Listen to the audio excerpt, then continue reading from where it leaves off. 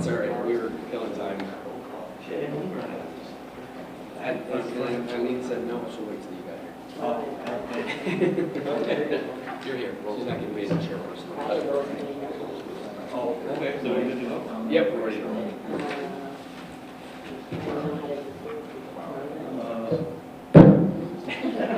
It is October 5th, it is 5:06 due to I am late for the Common Council special meeting at the golf course.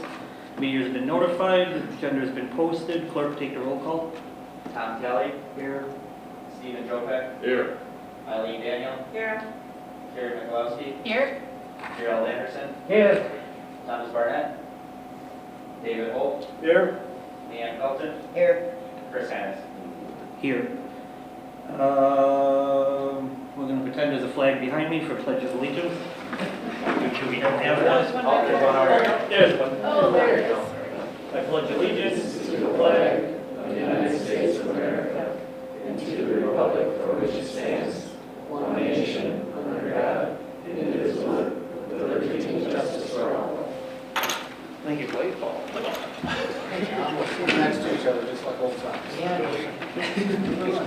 Old 4.5 years. So with that, I return it over to Zach regarding the presentation tonight. Yeah, and we've got some microphones at your table for the purposes of a live stream and the recording. Is it okay? Do you need me to hold on to it, or is it okay there? Too loud? Okay, excellent. So I won't hold it. Obviously, we've got our management company and golf course staff here today. Wanted to come up to the golf course to have a bit of a deeper dive discussion on the actual golf course budget, and then have some dialogue about the master plan, which has been somewhat under formation since we brought Oliphant in earlier this year, as their fresh eyes have been applied to the property and had promised us through the initial negotiations and discussions with the management agreement to deliver on a work product that would be forward-looking and then give the city and the council something to continue to discuss, particularly as it relates to bringing outdoor recreation as a whole together here at Northwood. So I'm excited to see what they have pulled together. We've been working with them over the course of the summer months to give them feedback and input from the city staff perspective, and so certainly we'll welcome your discussion and input here tonight. But let's move into a 2022 recap and 2023, so I'll go ahead and turn it over to these guys. First introduce themselves and then talk about the presentation they prepared tonight. Yeah, I'll run through a lot of this, just we're not passing a bunch of mics across the tables, but we do have a 2022 recap to run through. We'll go through some key accomplishments, then we'll get into the budget, presentation, very high-level overview of what we have there. We'll be obviously providing and submitting the detail to Wendy, which we've sent over in full detail, but tonight go the highest overview of what we're looking at there. We'll talk a little bit about some capital requests or needs and gather some feedback here from all of you, and then go into the master plan discussion that you'll mention some dialogue there. So for introductions, here we have Craig Haltom over there. He's the president and owner of Oliphant Golf Management. I'm Brian Jensen. I'm the vice president. As I mentioned, I'll run through quite a bit of this. We have Justin Fox next to Zach over there. Justin Fox has oversight in Northwood here, working directly with Kyle and Joe as a regional manager. And we have Kyle Christian, the PGA general manager, head professional, and Joe Anderson, head golf course superintendent. Sonia has been our chef. I think anybody active out here might know her and have seen the nice things that she's done in the restaurant as we've been trying to expand and continue to expand what the restaurant could be out here. She's not here tonight, but she was an F&B lead and chef, and a couple behind-the-scenes individuals that work on some things are Dana and Ashton out here. They're not present. Ashton Giebert is our director of finance, and will work closely with Wendy weekly and monthly information. So a recap. Zach kind of covered this, so I might skip over it pretty quickly. But as OGM as a company, we came in and got involved in early spring and in the March, and had some objectives. Being to provide residents and guests with exceptional service and the very best golf recreation experience possible. Knowing that that's looking to expand and some opportunities to expand even outside of golf and some silent sports. To be continued with plenty of opportunities there. and work cohesively with the city officials and the team. And you'll see in this presentation, the city has done some great things, to come together and help completing some projects on the golf course. Add to the management team structure of what is in here, which was to expand some restaurant hours of operation, and mentioned Sonia and Kyle working together to expand some of that opportunity in there. And obviously providing an amenity for the Rhinelander residents and surrounding area. One way to judge if you're doing well on that would be is if there's any increased activity. We did see increased activity in rounds of golf from residents, and as well as the annual pass holders. So revenue was up in both of those categories. You want to have a self-sustaining operation here, so achieving financial success is what we are doing, and try to deliver a bottom line that would be capable of some capital reinvestment, whatever that might be, and to look for the future. We'll go through a little bit of that. And then, as Zach mentioned, aid in the development of a broader master plan for the facility and property. On the financial recap here, Kyle or Justin might jump in as I'm going through, but a quick recap on this. It shows 2020, the 2021 actuals, and then what I'm showing on here is the 2022 internal budget. This internal budget that I might give some reference to was internally we revised the budget looking at what was the city had adopted originally, and wanted to work internally based on working with Zach and Wendy on some things that wanted to be done on the golf course.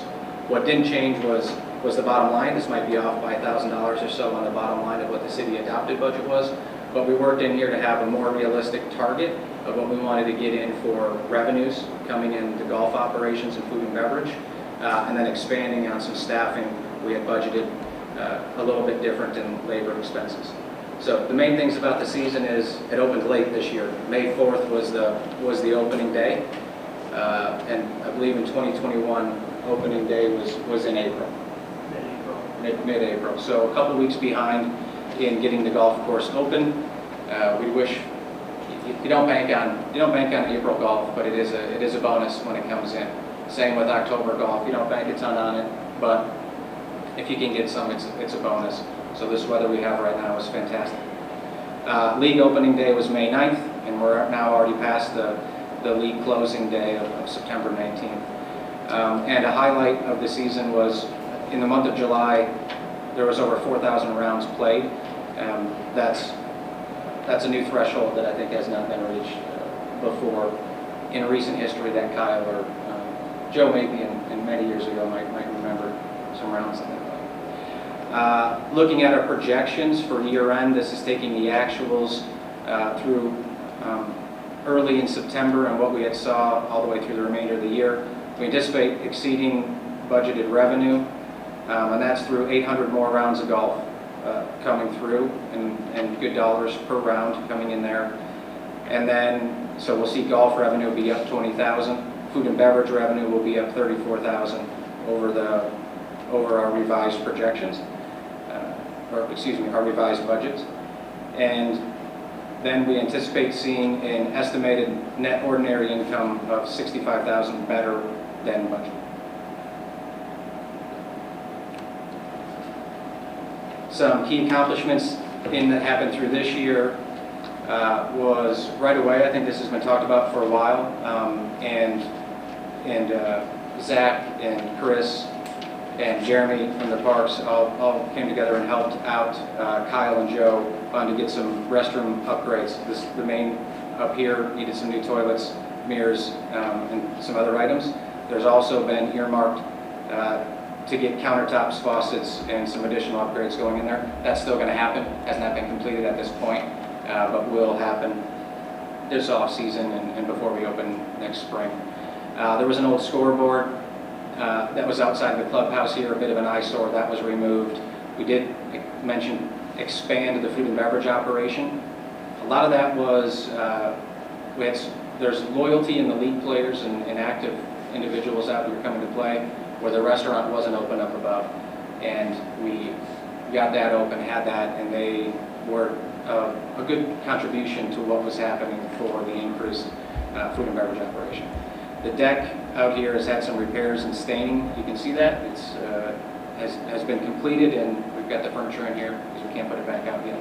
But that's been done. We did launch a new website, really, as speaking with Zach early on, was municipal focused and community focused, so we tried to bring in those elements for it. We initiated some new paid social campaigns, targeting people in the area to create awareness for the golf course, and then increased our activity on social media and email communications to keep information going out. And we've recently collected some new professional photography and videos that we'll be able to use for years to come. On the golf course, the cart path repairs, the streets department, big thank you for that, came out and did helped the crews and get done over 2,400 square feet of cart path. I think that was completed in July. Yes. All the way through July. And those are out here, you're driving through, everybody's staying on the cart path, and it's hitting your head on the, as you're bumping through, going through there. And now it's smooth, continuous cart path going around. That was a major, one of the high complaints previously was poor cart paths, and that has been rectified and is great. We introduced a greens roller, that OGM, that we've had and brought up, and Joe was able to get his staff trained on that and utilize that. That helps with consistency and speed to the greens. That's important to the players of what you have there. So it's a cultural practice we like to do, as well as verticutting the greens in peak season and top dressing. Sand on the greens is good. We're doing that. Joe's crew is able to get out and clean up the bunker edges. We know we have some other major glaring bunker issues, going, but at least cleaning those up and giving the appearance that we're taking care of the golf course here. And then working on developing a master plan, which we'll go through a little bit later, and that'll be a working document, always continuing on. I'll just keep going. Kyle might be better to speak on this, but just wanted to highlight the community aspect of the golf course here. One comes from Golf League area players utilizing this. So there's a number of golfers using this on a weekly basis, coming out, 32 golfers and to 50 golfers in each one of the leagues, throughout the weekday. Those are in the evenings and garner some good play and activity out here. The golf outings is another way to judge people wanting to utilize this from the community. And one of our big things coming in was to resurrect the Rhinelander City golf outing, which we did and had that again in July, and 40 golfers. We hope to grow on that and getting everybody an opportunity that might not usually come out and play. It's a great way just to see a laid-back atmosphere, to see the golf course and play on it. And the ones highlighted in there are some new golf outings. So there's been demand that this is a wonderful place to be at, and there's a lot of golf courses in the area, a lot of choices. So seeing new golf outings come to you is a testament to that people want to come out and support what they have here in the community. I'm going to go through very quickly just the website and the marketing, only because there's some interesting things to do. The new website is up, and it was up this spring, and we added a community page and wanted to highlight that this is a municipal golf course. It's very important and something that you should be proud of to have in front, that you have a city amenity that way. And then obviously I mentioned some social media. These parts here on the next slide are, the marketing impact from the organic and paid social. One of the things is golf courses don't generally have a large budget to spend for advertising, but you don't necessarily need a significant budget to get a broad reach. So in digital advertising, we spent under $1,600 to target the demographics that would be interested in golf, and these are golf specific. And we see that we've had thousands and thousands of views, come through, and our organic posts over time, our paid social has resulted into targeting people that are coming into the Rhinelander community. And on the next slide, you'll see some more about that. One thing I thought that was interesting, when you look at the age breakdown here, golf is generally,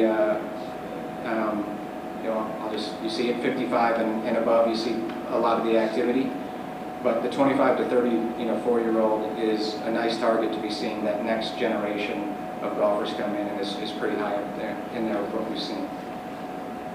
On the next slide, we just show in here, I think that would be echoed with the Chamber and any tourist organizations looking in here for the Northwoods area and Rhinelander specifically. You'd see the circle is Chicago and Milwaukee. We didn't target Chicago and Milwaukee directly in our marketing, but these are where those individuals, when they were in the area, are coming from, Chicago and Milwaukee. And this will help us. There's new users, new activity, new views that that came through. This will help us in the future to potentially look at targeting other areas outside of Rhinelander for that tourist activity that's coming up. On here, I'm showing the 2023 budgeted rounds, and you'll see that we go back in history to show back to 2018. Golf course started in that time frame at just under 13,000 rounds.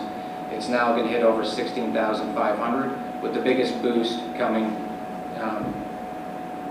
post 2022, where we saw a lot of activity, post 2020, we saw a lot of activity post COVID, getting outdoors, doing some activity.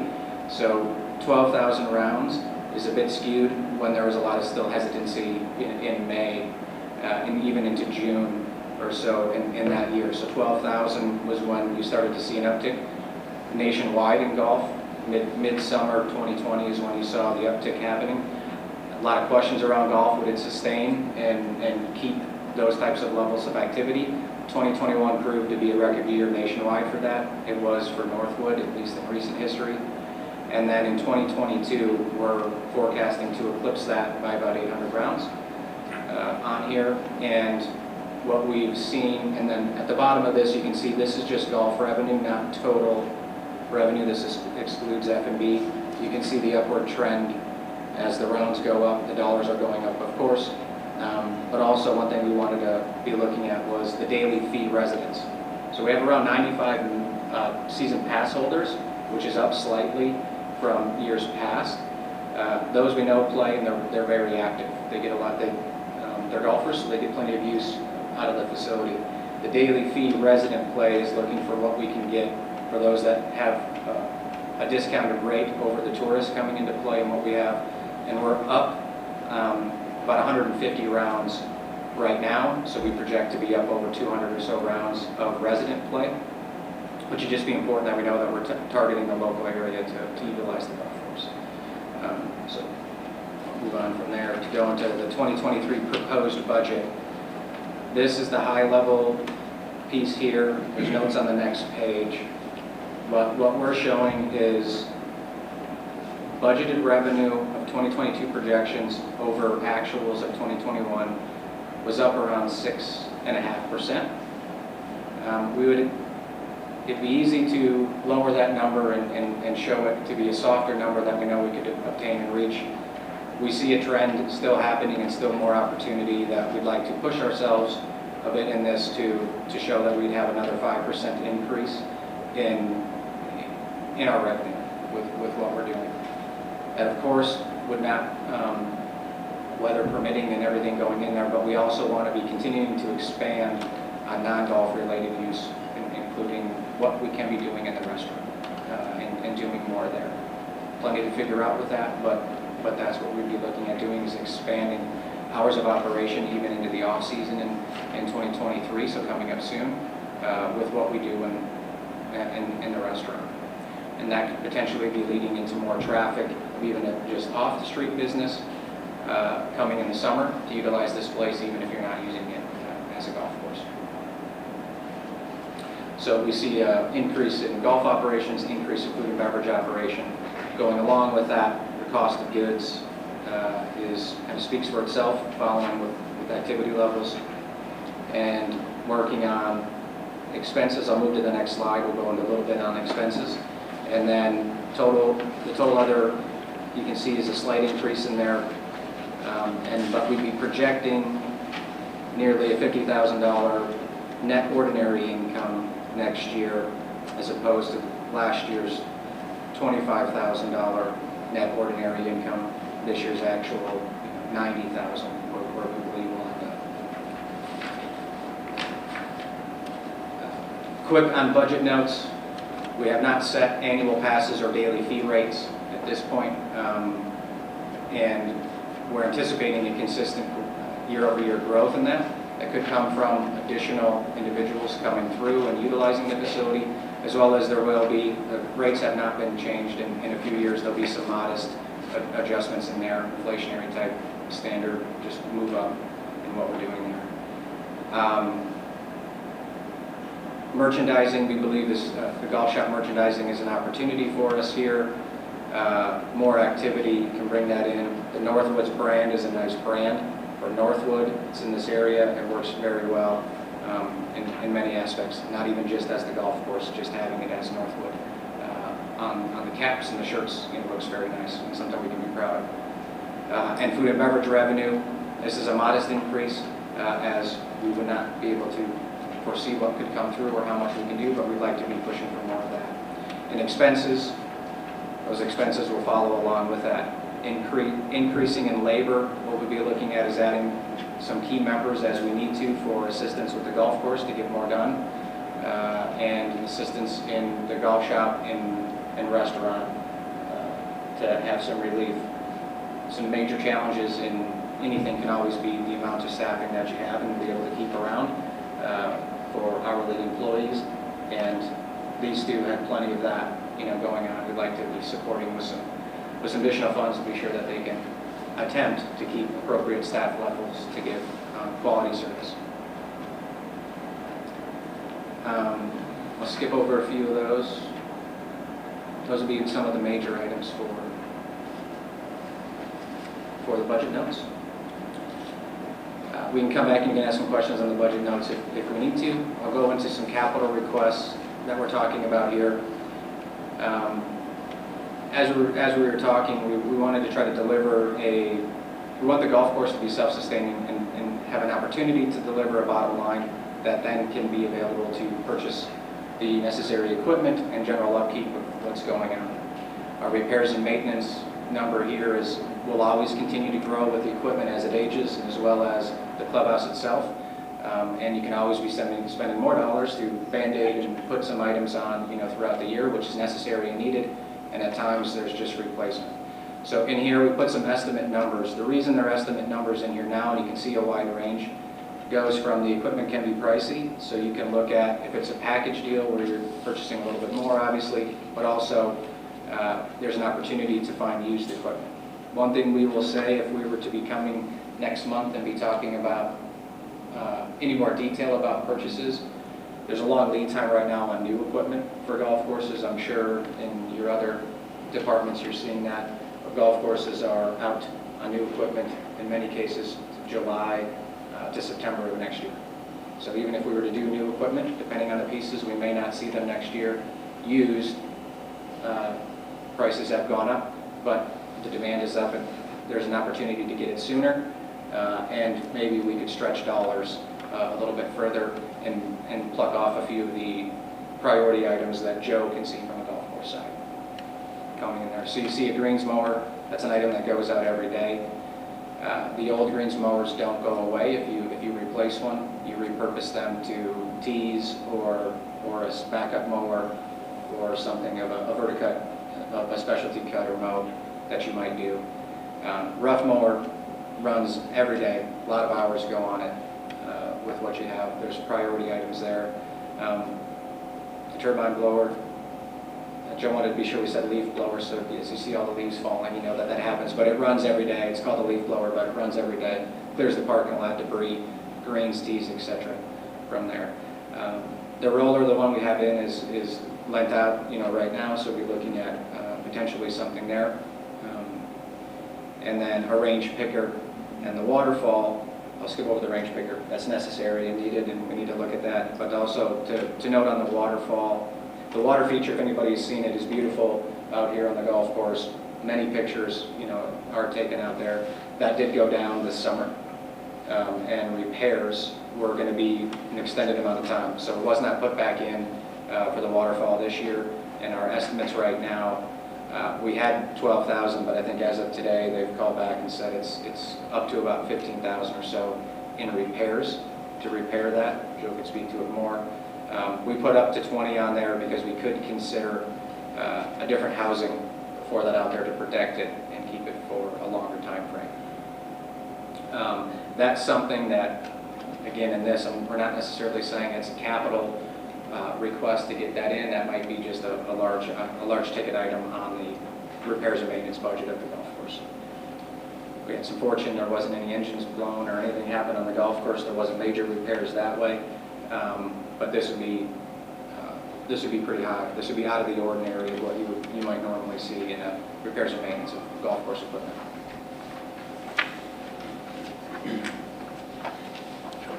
So let's actually break it into two. Let's do Sure. first a recap. So anyone have any questions regarding the financial and recap of 2022? Okay, so I got a couple. Can you explain, so your cost of goods sold, can you explain the roughly $25,000, $30,000 uptick, what caused that? Most of that would be from the increase in revenue that's going on. So there was an increase in revenue of over 34,000. So you just have natural more costs going in there. And there was, we did run our food cost higher than what we would say we would like. There's room for improvement, and in the 2023 budget, it shows room for improvement in the cost of goods. That would be potentially could have reacted earlier and upped prices as we saw the rising industry prices go up. Okay. Labor expenses. So that's up a little bit. Is that just not needing overtime / people being out due to COVID prior year? Clarify that in over 2021 or versus what year? Well, both. So I mean, you're under budget, which is good. But, you know, you're all over versus the prior year. It's over versus the prior years. We did have more hours of operation going on. Generally speaking, hourly employees did took a little more to have hourly employees come in, so there's just rising equipment costs going along with that. So going to outings, you got total revenue based on our outings of $76,647. Break that down a little bit more. Is that revenue based on people that are not members golfing and eating, drinking, cost to rent out the facility? Like, where does that number come from? This would be the guaranteed funds that were associated to that golf, and if there was any F&B. Now, if there was additional spending, there might actually have been more cash additional spending that happened at some of those outings, but this would be as if the outing host received an invoice. It was looking similar to what this is. Have you guys tracked roughly the cost of having set outings? You can call out a few of those and look at what the profit would be on them. Usually what Kyle will be looking at is on that day, what's the average revenue day coming in for that, and is it worth bringing in guaranteed funds to have that outing rather than the daily fee play coming in. You could say as of a typical Tuesday might be $2,500. So if somebody is coming in with $3,500 to $5,000 in guarantee, that's usually where you go. Yeah, Chris, when I started here 5 years ago, we had 3 golf outings only, and now we have 12. So my goal is to just, go around, meet people, and try to get as many outings as we could. And 12, that's still a low number. I want to see that 15 or 20. But a lot of these outings, we gave them a great deal to get them here. And then we'll look at, like we have 4 new outings. We'll look at next year, going up potentially a cost. But the main thing was booking them and getting as many outings as we could. Thank you. Mr. Anderson?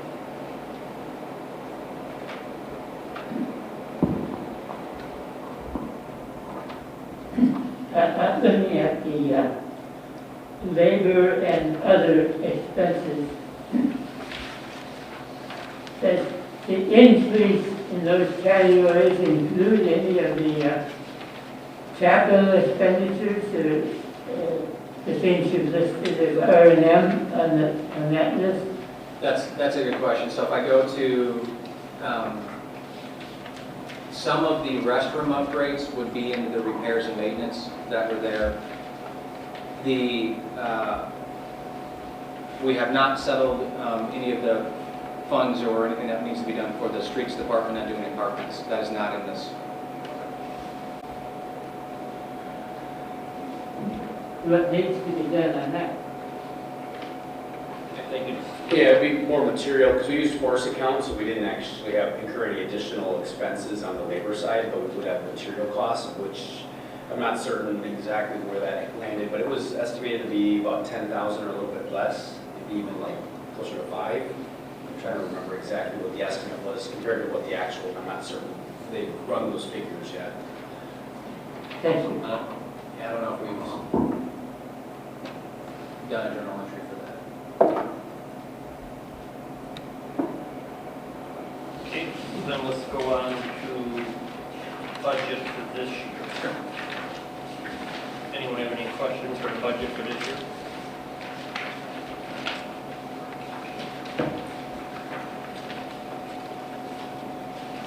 Okay, then moving on to capital requests. Any questions regarding capital requests? So if you had to pick two, which two would you pick as the highest priority? Besides all of them needing those two. Well, we can let Joe speak a little bit to it too. Also to note, this doesn't show anything necessarily for the clubhouse, which as we get into master plan, we do have some discussion there on what could be for clubhouse. The waterfall, I think, is a must to have out here, so we need to find a way to have that done and taken care of by peak season next year. So that would be it's a hallmark, I think, out there, and I believe originally was a donated piece to the property. Joe would have a history on that waterfall. Yeah, the Heck family donated that waterfall before my time here, but not long after the golf course was in existence. It's just become problematic over the years. The big expense here is a new pump and motor. We're talking about a 30-foot horse, 3-phase pump that is basically it's fried, it's destroyed. And the parts for that pump are no longer available. They could rebuild the electric motor, but they cannot no longer get parts for that pump, so we're really stuck going brand new. And that's the reason that the expense is so high. I have some quotes for it, but also want to involve a qualified electrician to make sure that the new pump is protected with overheat sensors, so on and so forth.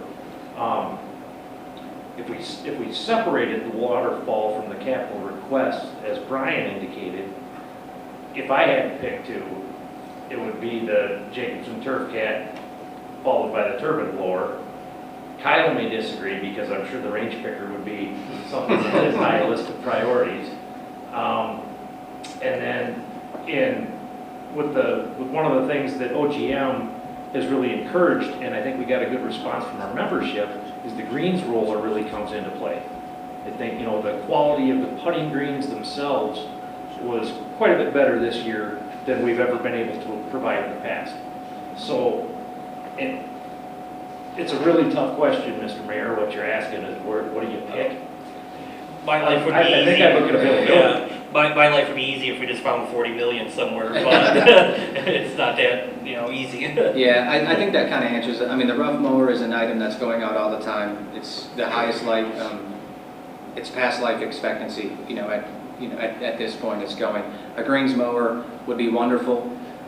We can operate with the existing greens mower now. The swap on an expense of a greens mower is actually the reels, the cutting units that are going in there. And we'd be looking at, if we did not do something with the greens mower, looking at new cutting units at some point next year. Is there an option to lease any of this equipment versus just right out buying? And is it cost effective? Tough. I don't know if I could say cost effective that way, but they're just like you had done that previously with the golf carts. The 40 Yamaha golf carts were on a lease to own, and that was for $21,000 in annual payments. That actually is done now at the end of this month. So I believe the last payment for that will go out, and the city will own those 40 golf cars. And likely we think can get another 2 years plus, out of those golf cars. So going back to your question on a lease, yes, you can lease the equipment. I don't think the financing is great right now on the leasing equipment.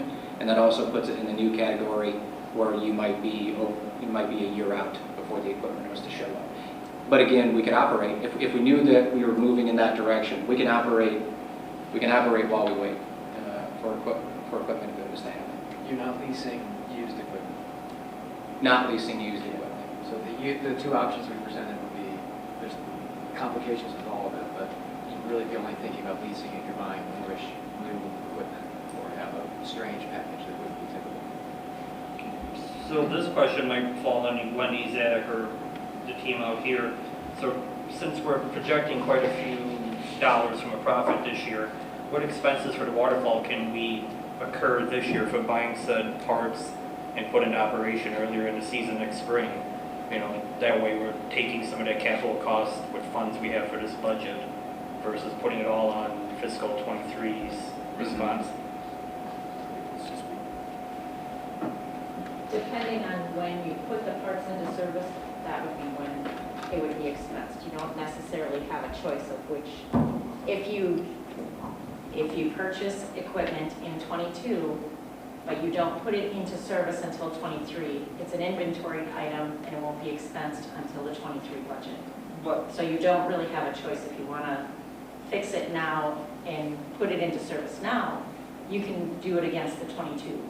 But one thing you should keep in mind is the golf course is a separate fund from the general fund, so the money in the golf course stays in the golf course. So I don't know that it's really Well, a big question. from a budgeting point, not exactly, but from a time of service, because if, let's say we're buying a motor, let's say Amazon hypothetically, we're going to pay that Amazon bill in theory before the end of the year, and then we would have said motor come April, May, so we can get that in operation hypothetically with electrician, it sounds like, early in the season versus mid-season. You know, that would probably be more the benefit that I would see is just getting the waterfall up and running earlier in the season for the customers. Right, but accounting-wise, that would be a prepaid expense in 22, and the actual expenditure would be moved to 23. Okay, so And it- budget relevant, so. Yeah. But since the reserve funds, as Wendy was saying, since the reserve funds are segregated, it really doesn't matter. You kind of said the same thing, Right. I guess would be. But and logically, yeah, it makes sense. We've got the funds there, they're dedicated to be able to expend those funds, just accounting-wise, how it works out, it's going to work out. So if we wanted to move forward on that, since that would be somewhat of a capital, you would have to get us pricing on parts for council to vote on, I believe. We've not really had many capital expenditures, so, you know, come before the golf course in quite a bit of time. So I think we'd want to have a consistent practice with what we go forward. I mean, the city's got a procurement policy, so we want to at least have some consistency with that. But since it's somewhat of a segregated operation, administered by contract, I think they technically have the authority to do that. But, you know, because it's capital request, we probably should utilize the city council's approval process for above a certain threshold, and that would be, I think it's probably 5,000 is the number that sticks in my mind that the procurement policy dictates. So, you know, we don't really, it's not a hard and fast, but I would suggest we, just for transparency purposes, we continue to do that. Mr. Anderson? Just curious, what is a range picker? Yeah, so the driving range that's out here, individuals will hit golf balls, go out there, and then there's a machine that needs to pick it up. So it's a big golf cart with rollers in the front that will pick up the golf balls and go. Mr. Jopek?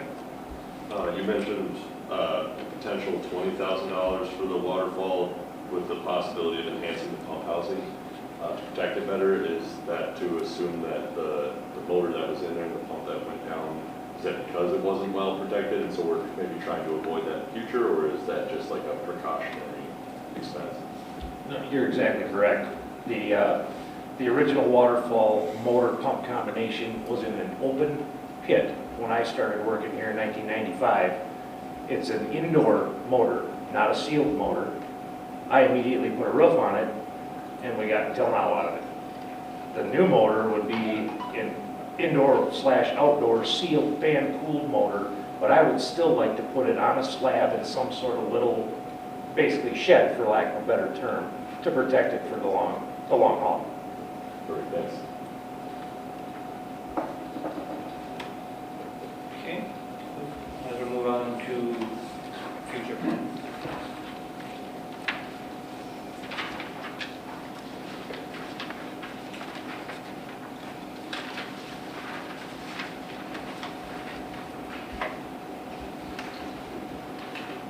That's a quick presentation. And we did it in reverse. We did it in reverse.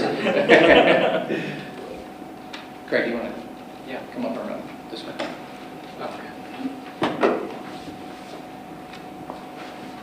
Okay, so Brian said I'm Craig, and my contributions here are I'm working with the whole team on trying to provide some guidance on what might be possible at the golf course, and that's one of the things that we sold when we came and pitched the idea of you guys hiring us. One of the things that sets us a bit apart from other management companies is that we have a tremendous amount of overlap between building and designing golf courses and managing them. So there are other companies that do it, but it's something that we it's been a useful process for us to go into the places where we are engaged and try to think big from the beginning and put as much as we can on paper for improvements that range from everyday repairs, rising to the level that you put it on a piece of paper and make sure that it gets done, to some of the things that we'll talk about which will seem very fanciful or well, how could we ever do that? But we find value in putting out big ideas and because we're trying to project forward the type of future for this facility that includes golfers and non-golfers. And what are the tools that we have to do that? This clubhouse is a big tool.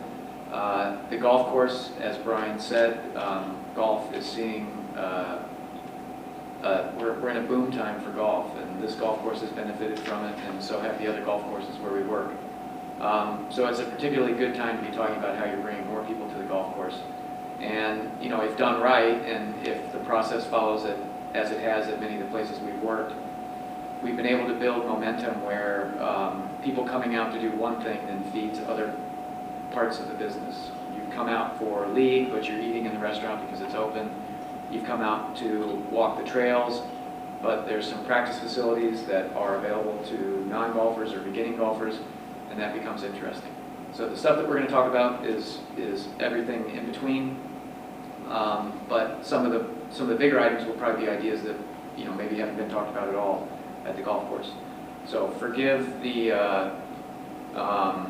we're going to butt up to budget realities, but we'd like to lay out a plan that shows how we think the golf course can be as inclusive as possible. So like Zach said, when we started in the spring, we said that we would get all the to-dos and the big and small items onto a plan. It's not a fancy plan, as you can see, but it's listed hole by hole with relevant bullet points for what we'd like to achieve on the golf ball.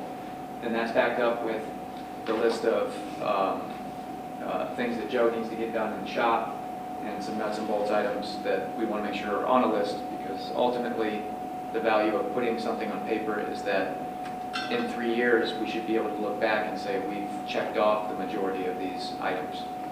We may not get to the biggest ones, but some of these ideas may steer us in more modest directions and things that we can achieve. So that's too small to read, but you'll have a chance to review it. So what I would like to do is just go through quickly and talk about the big issues that the plan addresses. And I took some notes so I don't forget. The first and most obvious problem with the golf course, or challenge with the golf course, is that the bunkers are well past their lifespan. This happens. Those of you that are golfers see this at other places. They last decades, but not forever. It's also a pit in the ground, so as you can imagine, it becomes harder and harder to drain over the years, and you end up with what we have now, which is golf or sand traps, which are a hazard. You're supposed to avoid them, so it's not supposed to be necessarily perfect. But what's happened in golf is that when the bunkers are unkept, or they have rocks, or they don't drain, it's now the #1 complaint. And we can talk about whether or not that makes any sense, but the reality is, for perceived value, the bunkers need to be really well kept. And so how do you achieve that on a small budget?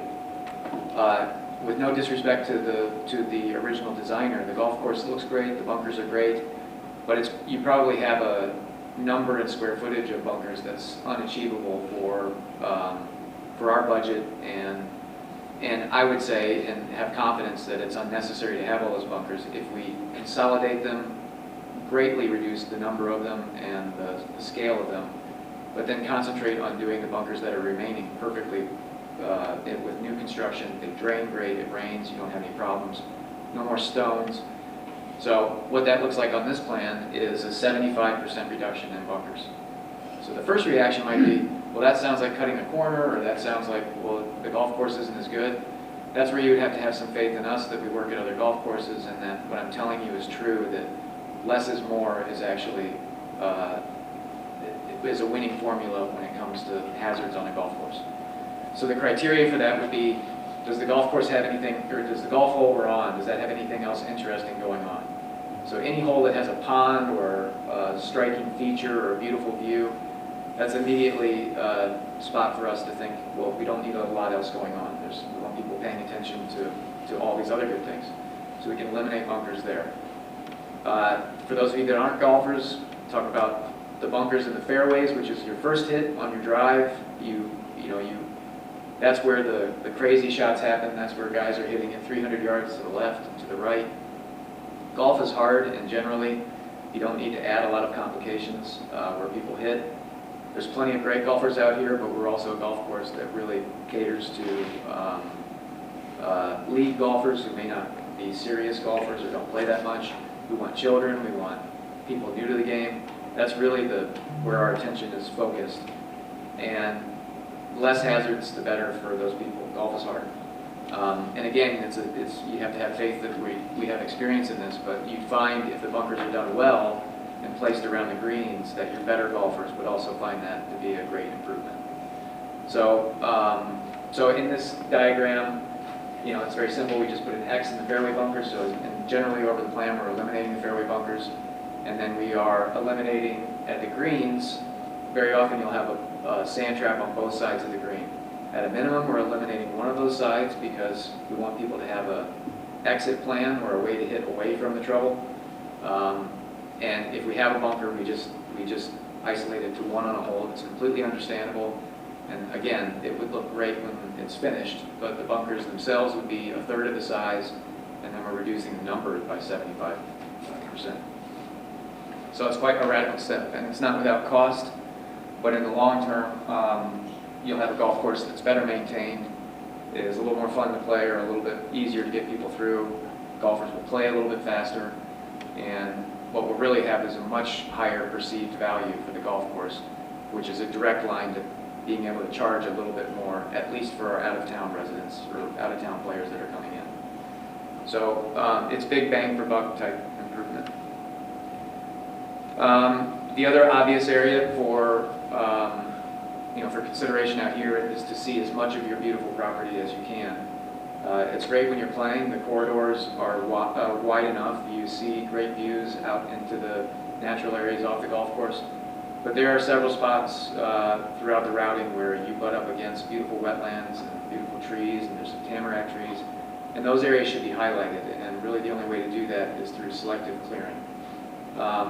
One knock on your golf course, if you ask someone who's traveled through here and has played, which I'm doing all the time, the first thing that they say is, I was in the trees all day. It's a very narrow golf course. It's part of its charm because it's the Northwoods, the trees are beautiful. Look at it right now at this time of year. We love trees, but the golf course would get better if over some amount of years we could, by percentages, increase the landing areas where in the primary places where people are hitting. The other thing, the other benefit of that is that you can do it strategically in a way where very often you're opening up new views to beautiful areas off the golf course, and then also highlighting the truly specimen trees by getting some of the, what we might call nuisance plantings out of the way. So those of you that know the golf course can picture that on 13. There's a couple of beautiful areas. There's several, and we'll get to the walking trails, but assuming that the future for the golf course also includes some amount of passive recreation or silent recreation, like Brian said, this will also be wonderful for people who are using the golf course for bike trails, snowshoeing, walking, and enjoying the network of trails that we're going to put on the screen. The other thing is that trees, Joe can tell you that many times you have to choose between trees or grass because grass needs sunlight. So there are many issues around greens that could be, many greens would benefit from fairly aggressive trimming and tree removal around the greens. When I say greens, that's where you're putting, and where we put the most of our energy. I'm glad, Joe, that you're hearing that from golfers.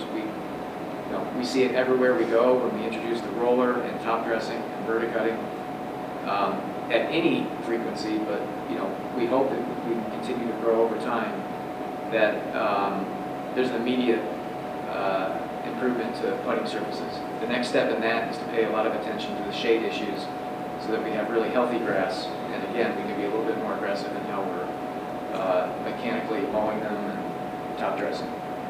So there's plenty of trees that would come out as part of a maintenance plan for no other reason.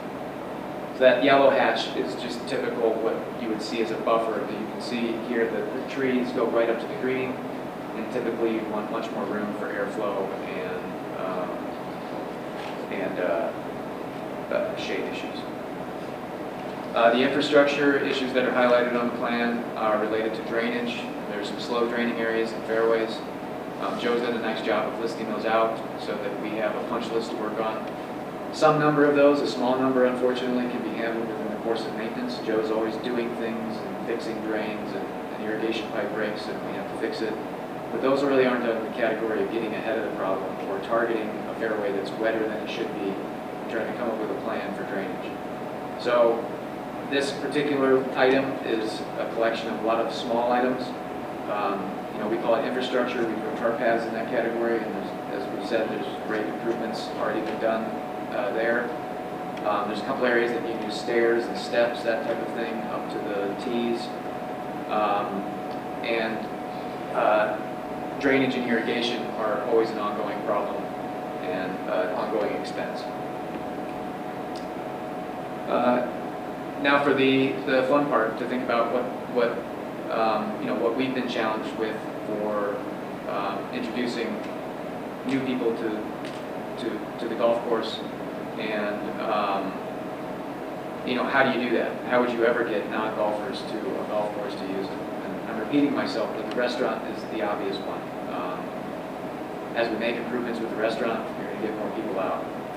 Could we get those people interested in doing some type of golf out here that is a step to full golf? That's a logical way to think of it. And in our world, that's usually handled through driving ranges and practice areas. Now you at Northwoods have a beautiful driving range in terms of area. It's a great, it's right over there. It's as big as you would ever want it. It's 300 yards to the end of it, which is how far people hit it, the people that hit it the farthest. The challenges on the driving range are that the balls fly into the woods, the balls roll down the hill. So there's a whole series of improvements that you could contemplate in the driving range, which could range from improving the surface of the tee to hundreds of thousands of dollars in improvements of targets and that type of thing. But the good news is that you have a full-size driving range, which we would see as our entry point for new golfers and people that we're trying to bring out. To strengthen that concept, you would possibly introduce expanded short game areas in the spot where the current putting green is. There's enough room there that we could break that up into a short game area. What I mean by that is you're practicing the smaller shots in golf, the little pitches and putting and bunker shots. And you'll find that's incredibly popular with kids that are new to the game. They've become golf nuts and they spend hours and hours. It's a great thing for your kids to be doing because you know where they're at, it's safe. And on top of that, members would enjoy it. And again, if you compare that with some improvements to the driving range, you would have a product that you didn't have before and would be, again, a bridge to people finding the golf course and using it as regular golfers. The third concept, which we think is the most exciting or the most, something that we're doing a lot of and we see immediate benefit is a putting course. And what I mean by putting course is, I think, Brian, you have some photos in here.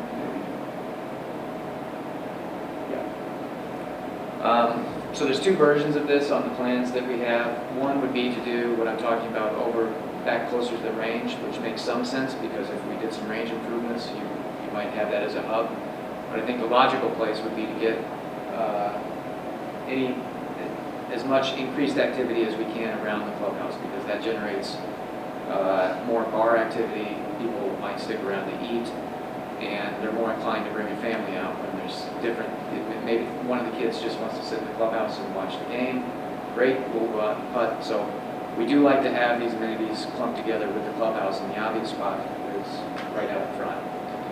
I should have backed up and said what a putting course is. So we all know what a putting green is. It's where there's 18 of them and they're 5,000 square feet, flat-ish, depending on the golf course, but that's where, the hole is in your putting. A putting course is a standalone golf experience, you might say, where you're not hitting full shots, you're just putting over 18 holes, or it could be 27 holes, it could be 9 holes, however it's set up. But typically you have 18 holes. It's a real course where you have arrows pointing you in different directions, and it's set up periodically differently, per Joe's schedule. You're moving the holes around just like you do on a normal golf course. That's an activity that takes about, it could be a 20-minute putt around with family, or you could get serious with your friends and it stretches a little bit longer. But it's a really nice sized golf experience that can be shared with families, with grandparents, kids. When we do these courses, they become a point of pride for the membership, meaning that you bring people out. You're looking for something to do. We've all played putt-putt, or we've played mini golf. I should have started with that. This is basically mini golf. But I hate to say that because everyone thinks clowns and alligators and that type of thing. But it is basically that. It's meant to be fun. So if you look in these photos, we've done 10 of these now, believe it or not. But the one in the top right is a distillery that we did a standalone putting green. There's no golf course associated with it. It's a 30,000 square foot putting green on the back of a whiskey distillery, and it's hugely popular. It becomes more and more popular every year. There are 0 golfers on that green. I mean, you might occasionally get a golfer there that just looks outside and says, "Look at this thing."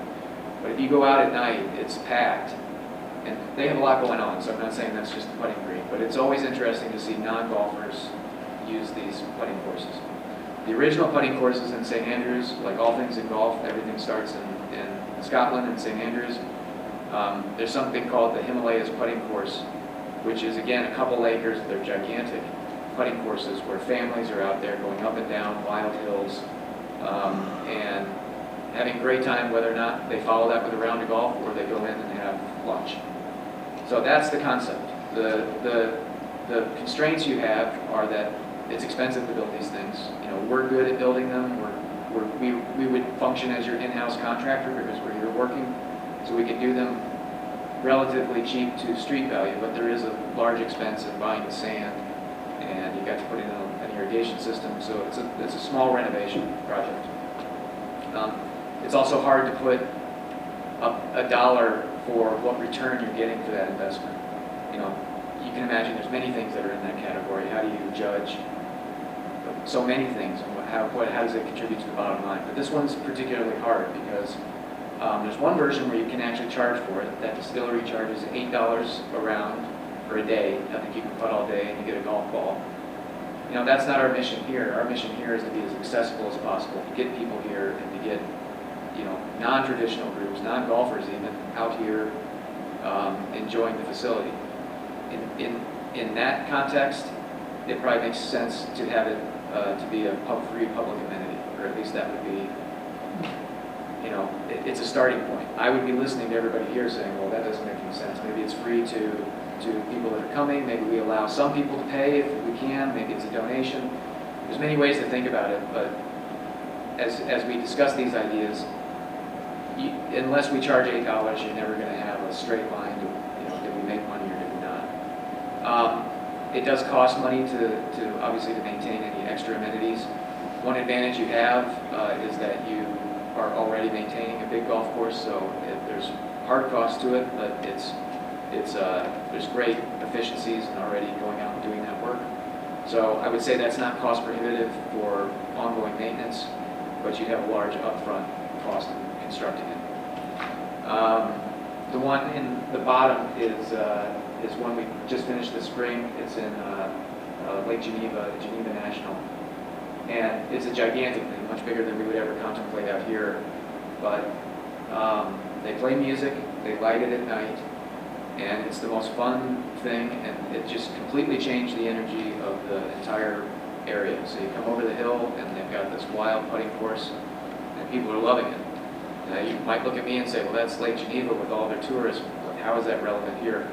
I'm not sure what we're talking about means you're getting extra tourists, but the very best version of a putting course amenity would mean that your regular members, like I said, it's a point of pride. So if someone comes in, they want to take them out here and use it. And we've got kids playing on it, and it's improving everything in the immediate surrounds of this building. And again, in terms of running a restaurant, we want more activity, we want higher energy, and more reasons for people to stick around. As part of this plan, I would also suggest that it's lighted. That runs into its own staffing issues and all that, but it's the one part of golf that doesn't have to stop when the sun goes down. And you also, I believe, have the seclusion of not really worrying about lights or noise or anything like that. Not that you would allow any rowdiness or any of that, but it does lend itself to fun, and people are laughing and having a good time. And I'd say the experience is made that much better when you put some music and get the whole scene going. So the constraints, what I was about to say, is that area is big, but it's not as big as you might have at some of these other courses. But it's about 25,000 square feet, which I think is about the right size for the type of activity that we're talking about. Parallel for us is we just did one for the city of Madison at Glenway Golf Course. It's a 9-hole golf course. It's right next to the bus stop. It's right in the center of town, so it has some advantages that we don't have here. But it's been hugely popular, and that one would fit nicely in this area. So that's the putting course concept, which we're very excited about. And also excited about it because it's expensive. Building a course like that is going to cost at least $90,000, which is a giant item. But it's the easiest win if you're thinking very big for additional amenities for a golf course like yours, in our opinion. The driving range experience, again, we would take some of those concepts and try to filter them over there, where there might be things that we can do at the margins in improving the mats or investing in good golf balls and that type of thing, and phase a lot of this in. But to your question about the equipment, if we were asking about one thing, and we'll talk about some other stuff, we're high on putting greens as a concept, or putting course as a concept for you.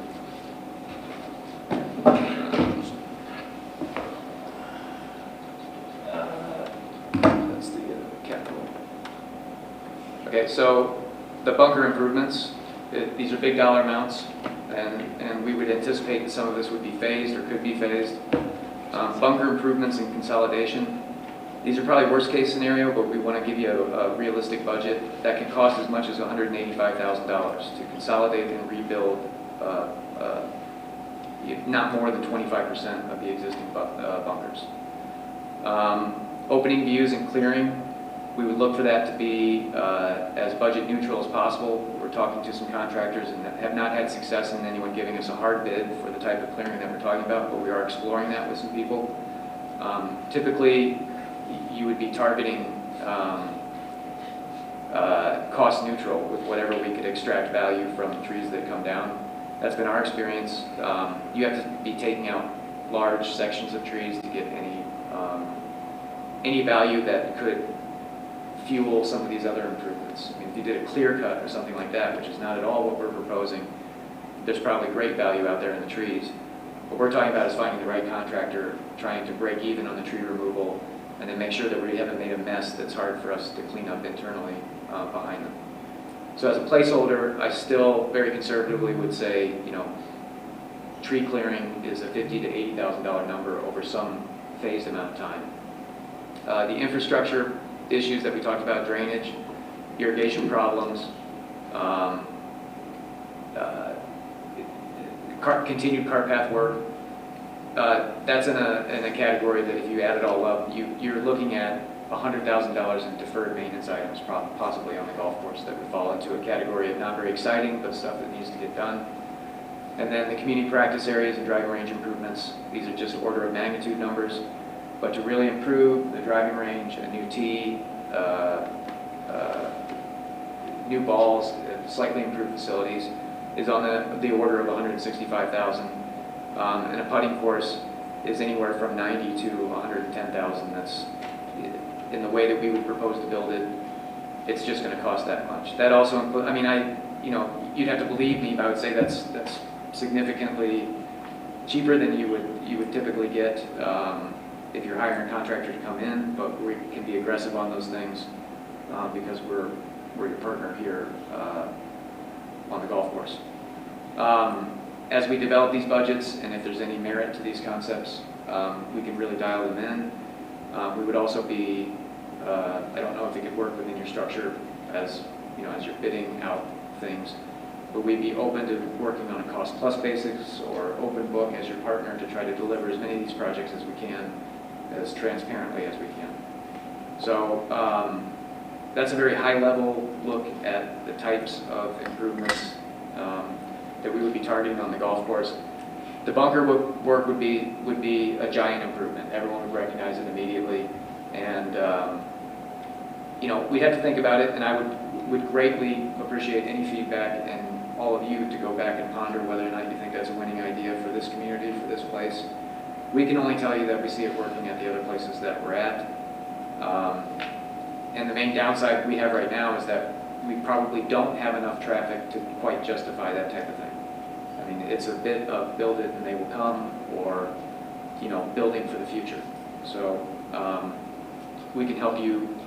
We can help you work through the realities of that.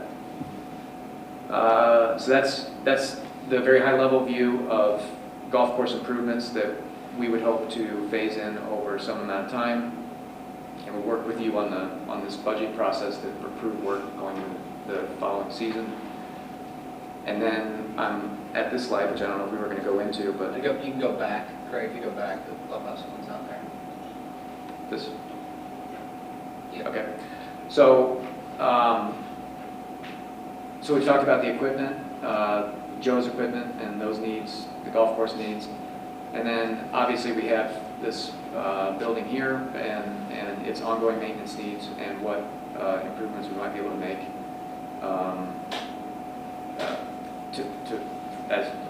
in the course of maintenance, and then also to improve the experience. So I'll let Brian or Justin talk about that, what you have proposed.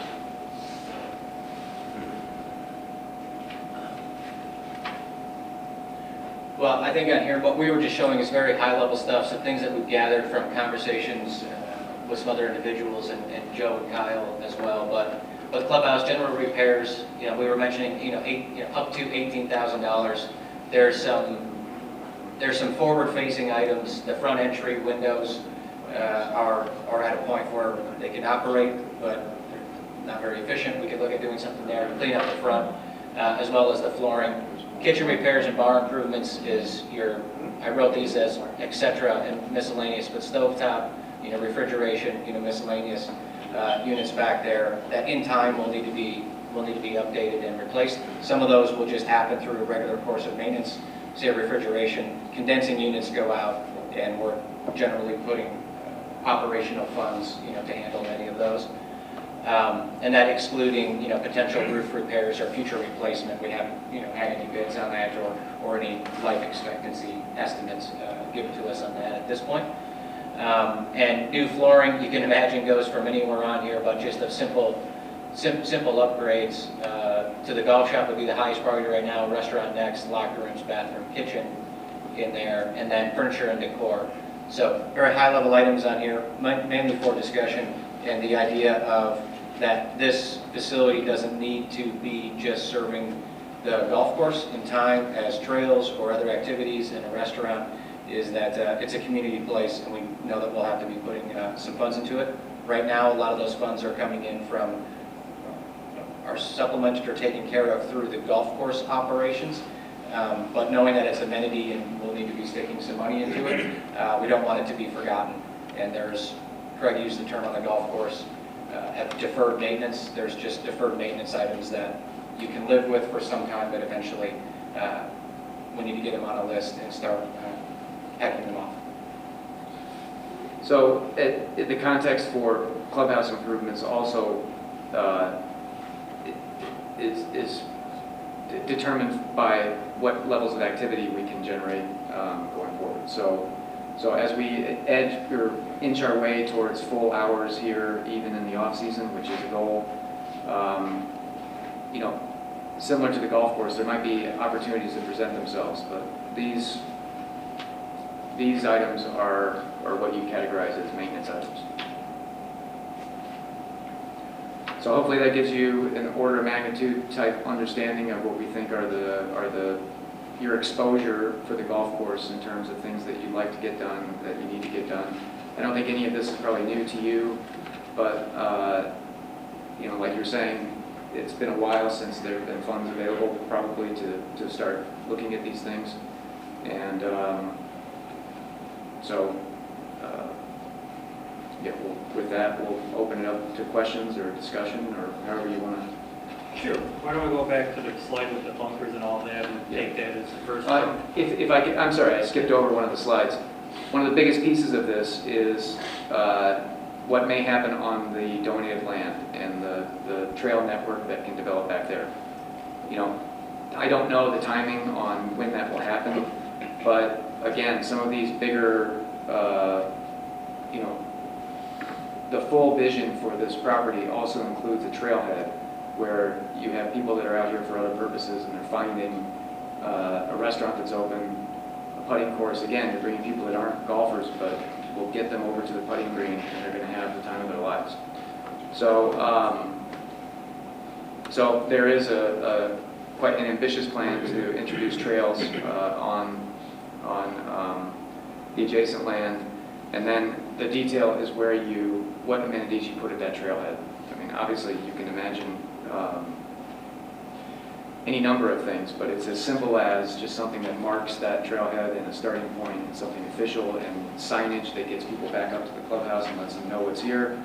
And it could be as ambitious as a little building or a warming hut and things like that. But the only thing that we've contemplated is trying to get the golf amenities in a place that's visible and inviting for anybody that might come out here for any of these other activities.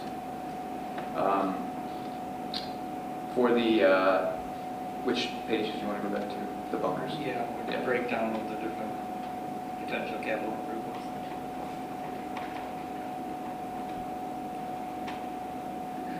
Yep. Okay. Any questions regarding this slide? Ms. Joker? And this might not be so much to do with the numbers here, just mostly like kind of joining in with the vision.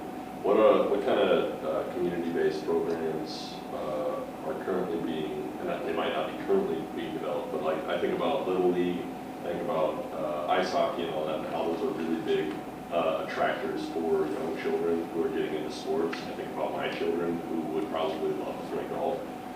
What is kind of being done on that end? Because you kind of mentioned the putting course being an attractive thing for families. What is being done on that end to potentially bring in leagues for children that can lead into that? That's something that could, should a putting green show up, like that would be ready to go, and suddenly there'd be a family style event where kids are showing up to play golf. Maybe not on driving ranges and driving the ball 3,000 yards, but just on a putting green. Well, we have this recent experience with the city of Madison, and we don't manage it, so they're doing their own programming. But we're part of the team trying to figure out what those activities would look like. So we have very recent experience on that. In that case, we started with movie nights. So you put a screen like this one out, or something that you can see during the day. The clubhouse is open. Everybody can come out, and the key to that is to get in a spot where everybody can sit kind of movie style, picnic style, and come out, and you have a series of events like that where you're watching Live music is great for that, but kids love cartoons and movies, so you just have a movie night. And in our experience, as long as you turn off the sprinklers so they don't go off when everyone is there, which does happen. If you don't remind Joe to turn them off, then everybody gets wet. But you know, that's been very popular. The putting course itself, you can do leagues and you can do events. You can do simple clinics and things like that. You can do them structured. Our policy is when we announce an event, we do everything we can to not cancel. So you start out with sometimes very poorly attended events, but you know, you get it on a schedule and you just keep doing it. To that point, you would never invest in something like that unless you had the programming figured out around it. Unless you were making an additional effort towards bringing families out and making sure that you're using it. One thing at Glenway and Madison, they've taken it a step farther. They're calling it a golf park and not a golf course. So there's actually trails through it, which we've hit on that with the trail map that's going to be, or the trail system that's going to be developed. There's also, we didn't show that page, but there's also a trail that goes through the golf course that rides along the cart paths, the existing cart paths. So that's great for kids, and you can organize tours that way. We did kite flying in the fairways, just kite events. We did, they did steel drums one night. We've had a Native American ceremony, like a community event where it's really well attended. So things along those lines, and it's basically anything that anybody can think of that would be fun for kids. And then the anchor is there's also some fun golf activities, and we're trying to capture all those people as, you know, that they will come back. So if that answers your question, those are the types of the programming that you would build around these types of amenities. And maybe on that front, you want to talk about some of the winter stuff that's just being kicked around purely at an idea stage for the purposes of activating this space off season. I think it'd be good just to outline a couple of those. Who wants to take the lead on that? Yeah, sure. So some of the things that we've been kicking around are special events where we can do, you know, live music and target some great days for the silent sports that are currently out there, so that we can try to capture the people that are already coming. So, you know, live music and fire pits and things like that to get people in the door in the wintertime.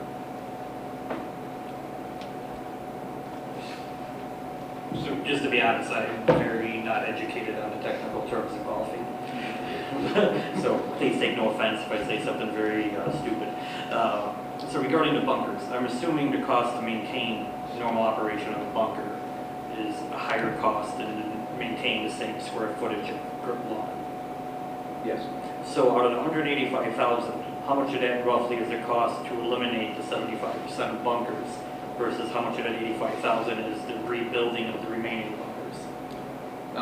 The bulk of the cost is in eliminating them, but doing it in a way that doesn't look like we just cut a corner, or, you know, in some cases it's as simple as caving it in, but you do have to recontour the entire area so that it doesn't look like what would be the worst outcome, which is everyone comes here and says, oh, they just kind of filled in the bunkers, they didn't quite do it.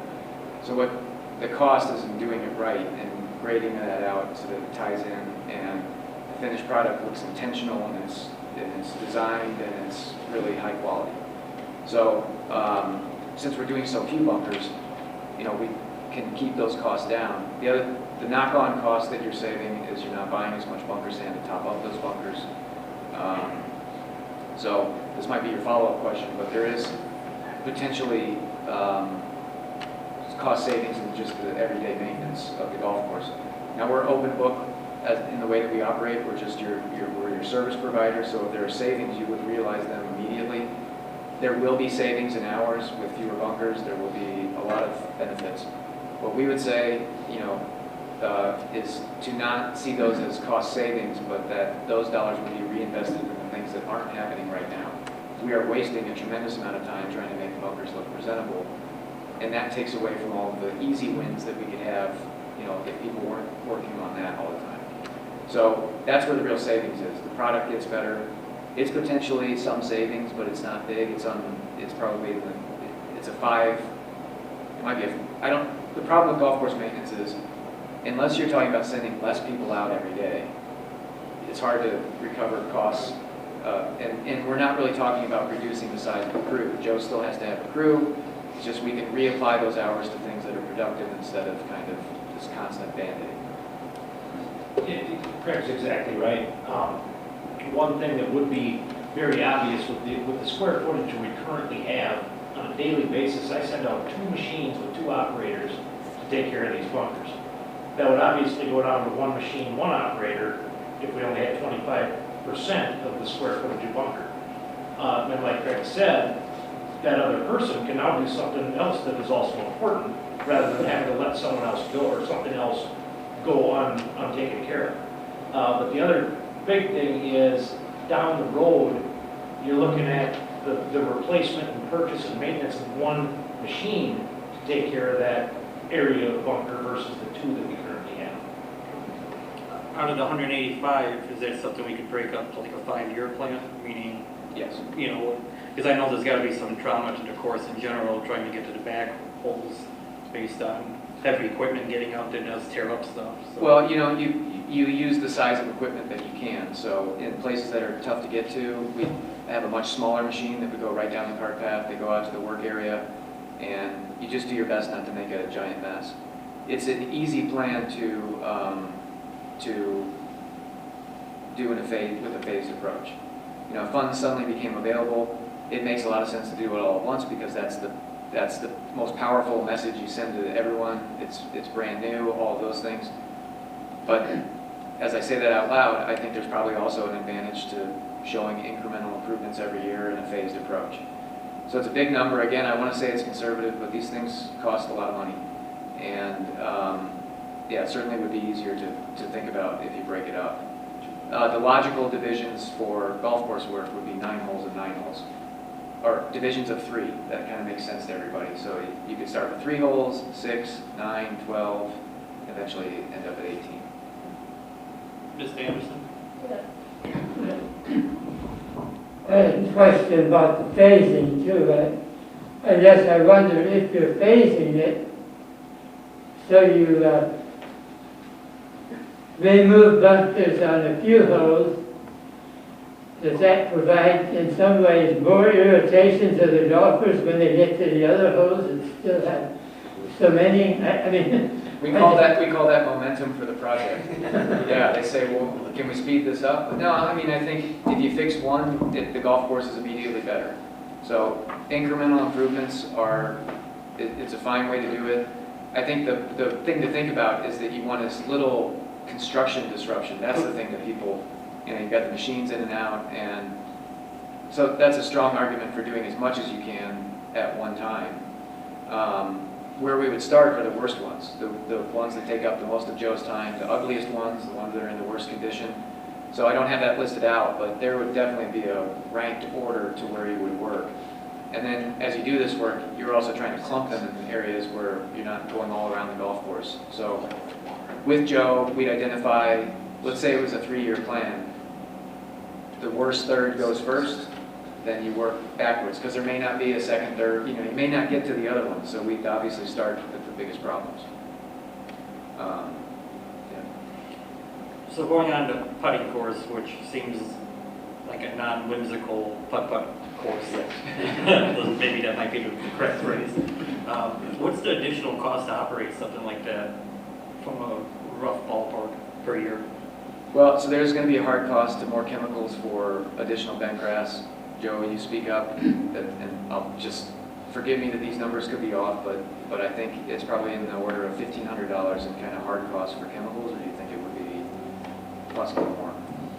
So, Paul, I guess I forget what you said, the square footage of this.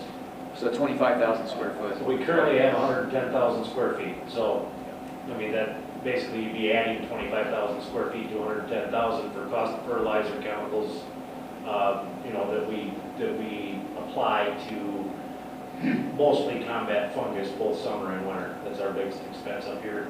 Fortunately, up here, it's cooler weather, so we have less of that to deal with than say the courses in Madison. Yeah, so it can be, in places where there's more disease pressure and you're spraying more, that cost can go up. It's a big green. Out here, we just aren't that reliant on chemicals, so it's not that such a big hit to the budget. The maintenance is the maintenance. You can break it out and look at the hours that are actually dedicated to that. That number will look very big, but as we're saying, as long as your crew is still 6 people, you're not necessarily adding a line item to the way you're operating for the golf course. So that's, if that makes sense, that's kind of how we look at it. It's if you have a golf operation, you're talking about big bang for buck because you're already going through the motions and you're just adding some things at the edges. I mean, it's a lot of work for Joe. I'm minimizing it, but it's one more thing. How to take long care of. does a putting course last? 10 years roughly? Well, the one in St. Andrews is like 250 years old, I think, and so forever, essentially. You will find some people that tell you the greens have a lifespan, and that can be true, but generally, if we build it properly, the greens are forever.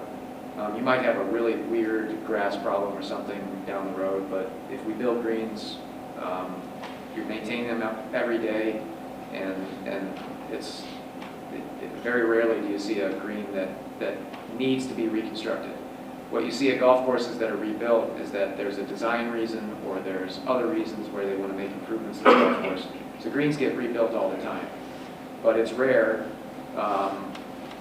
that your hand's forced in that for construction reasons if they were built properly. Would you say we have 6 months to play a year roughly? Yeah, I mean, I think that's it. And you don't get any more on your putting green, you know. So it's when it's closed, it's closed. Yeah. Well, the point I'm trying to make is if it's $15,000 a year roughly in overhead and $110,000 to build, and it lasts roughly 10 years, if we get 24 people to use it a day while we're open at $6 a head, it pays for itself. So maybe we should charge. You know, so from an operation point of view, it seems very doable. I think you'd get more than 24 a day out there. Yeah, and that's where, you know, I struggle with what, so we've seen both. You can charge, just for context, the Lake Geneva, they're right at $8. They don't charge kids. Kids are free. And there's some other things like that. The things those places have is that they have a lot of traffic and a lot of volume that's just coming. So the one I mentioned in Madison is right next to, it's in a neighborhood. It's kind of, there's a lot of people milling around, and so it's good that way. But you're right, when you pencil it out, it doesn't take that many people to make it work. So. That type of thing would, we would, along with the programming, we would also try to get as much leverage as we can in marketing. If we make any of these improvements, you would have to trust us that we will use that as a marketing tool as well for the facility, because it's exciting to be doing things, and that's kind of the message that you want to put out. Have you guys had any background or opportunity with any kind of grant programs, since you're also in the development and building phase of projects? Well, that's not a big part of what we do, but we work with people that are good at that, and you know, you will find that golf is almost excluded from every, I mean, by name. You know, this program is for community projects except golf. This project is for kids except golf. You know, it's kind of an easy target because, you know, it just is. But the current trend and the thing that people are waking up to is that you know, these non-traditional amenities, the putting greens and really cool driving ranges, they have a much farther reach and a completely different demographic. As an example, I'm not saying it's a parallel here, but has anyone been to a Top Golf? Like these big, if you don't know what that is, they can't build them fast enough, but it's essentially non-golfers in a restaurant with a driving range in the back with a bunch of lights and music and nachos and beers, and that's the hottest thing there is, you know, in these cities. People show up, you go at any time during the day, there's a line out the door. I'm only sharing that because I'm not saying that that's what is intended or, you know, contemplated here, but there's a real audience for it, and you know, putting green is the first step towards it. Any other questions for this? Any questions about the capital improvement for the building here? Anything else for your guys' presentation? No, that's it. I think just the one point I would make around direction for administration and the management company to be working on, if you so choose, as you honor these capital improvements, is to direct conversation and identifying funding sources, right? The golf course enterprise fund's been capitalizing revenues every year the last couple of years, and it's been profitable. So I think, you know, those funds are sitting there idle, conceivably for improvements, large or small. So I think just to be motivating and directing us to be making those decisions or coming back with options and proposals for you all to consider. So I would just leave you with that. Ms. Anderson? How much is in that fund? Just shy of 300,000. I would say at the end of this season, it would be a good round number to say, plus or minus 20%. Probably not a minus 20%, but that's what we'll be looking at. Mr. Joe Becker? I'd like to explore, I mean, the putting green, I mean, all sounds really great, right, in the perfect world, but like, I would, being the parent of young children, that I'm trying to find every sport in the world, and all the friends that I had that had young children, I'd really like to see some kind of plan of like what we can do for getting that demographic, the youth demographic, you know, the family demographic, because we're attracting them into the city. They need stuff to do. So I think pairing with the putting green, I don't want to call it putt, the putting green, I'd like to see like what can we do that isn't feasible, right? Like, is that something, like you were saying, you know, $6 a head, those kind of things. I don't know what youth coming up here looks like, or families coming. I've never driven out here prior to needing to be here, and so I want to see a feasibility. I'm interested. I think it'd be great. I think my kids would love it. I think a lot of families would really love it. I think you'd see a growth of that community that you're looking for. And so I think pairing that with seeing what a program would look like, and if that is a feasible program for the time of year. I mean, to piggyback off what you said, I think we're in the transition of this facility is no longer a golf course. It's an outdoor rec facility, more like Minocqua or Winter Park. And in the next 10 years, you're going to see golfing be an aspect out here, but not the pie. You know, it's going to be 50%, 25% of the pie. You're going to see silent sports. You're going to see maybe a putting green, maybe, you know, sled hill with a restaurant bar here. So as we transition into that, I think that becomes more of the crown jewel of our rec program for Rhinelander. So, okay, anything else? It is 6:38, meeting adjourned.